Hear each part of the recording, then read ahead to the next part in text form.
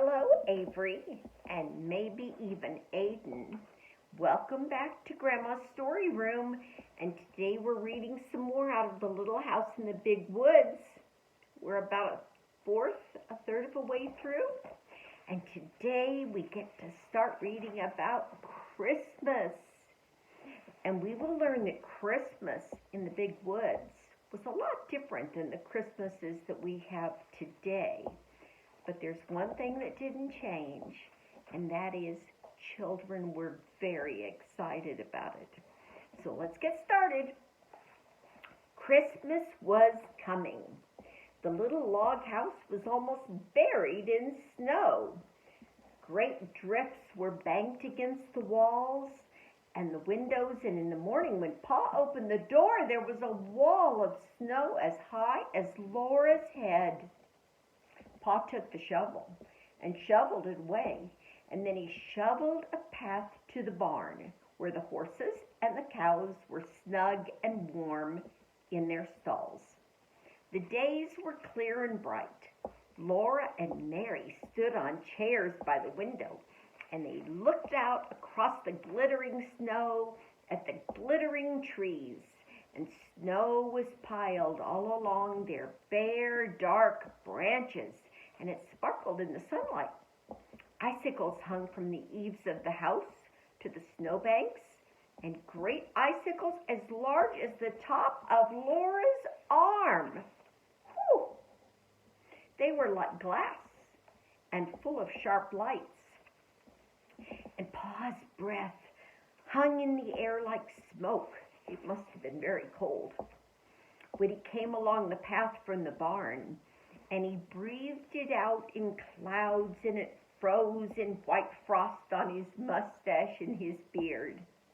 And when he came in, he stamped the snow from his boots.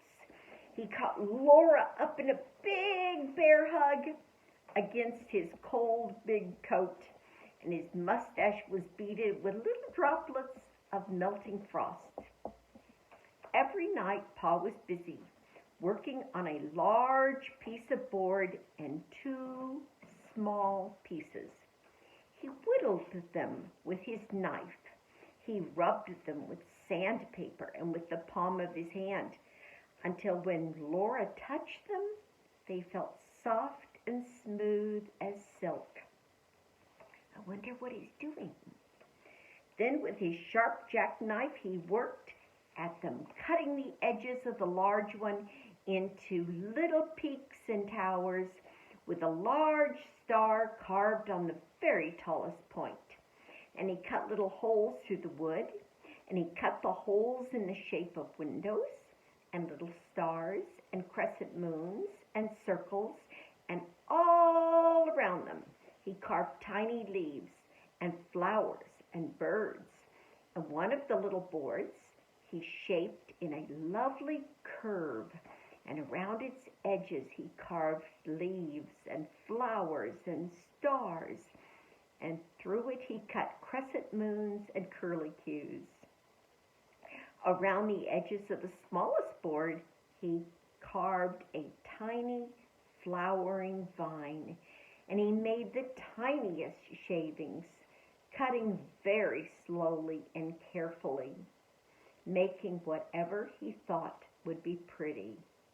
And at last he had the pieces finished. And one night he fitted them together. And when this was done, the large piece was a beautifully carved back for a smooth little shelf across its middle. And the large star was at the very top of it. And the curved piece supported the shelf too. And it was carved beautifully also. Wonder what he's doing. And the little vine ran around the edge of the shelf. Pa had made this bracket for a Christmas present for Ma. And he hung it carefully against the log wall between the windows, and Ma stood her little china woman on the shelf. You see, in those days, there wasn't money to buy presents, so people made them. The little China woman had a china bonnet on her head, and china curls hung against her china neck, and her china dress was laced up in front, and she wore a pink, pale china apron and little china shoes.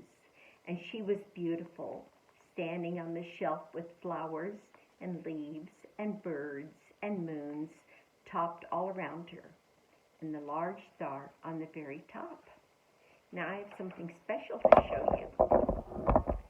This is my grandmother's china doll. You get it down from the shelf so you can see. Here she comes.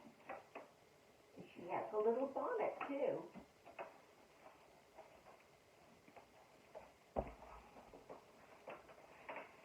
There she is. And see her little feet and her little pink dress and her little curly hair. And there is the little straw bonnet that sits on top of her head. And maybe someday one of you might be able to have this little china doll. So I'm going to set her over here and read a little bit more. She can listen to the story as we're reading.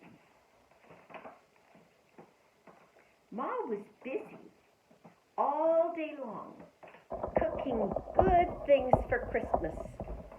She baked salt rising bread and rye and Injun bread and Swedish crackers and a huge pan of baked beans.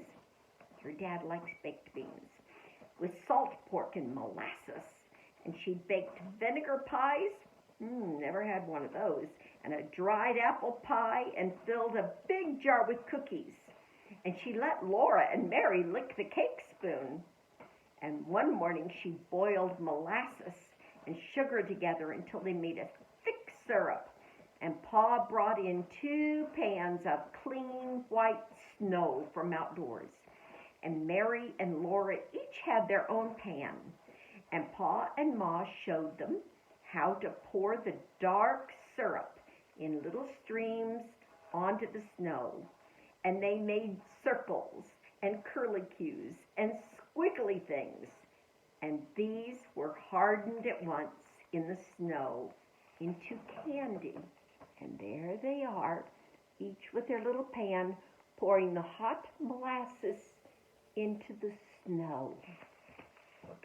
And Laura and Mary might only eat 1 piece each, but the rest was saved for Christmas Day. And that is where we will stop, because the next time we read, it will be Christmas Day. I love you, and goodbye from Grandma's Story Room.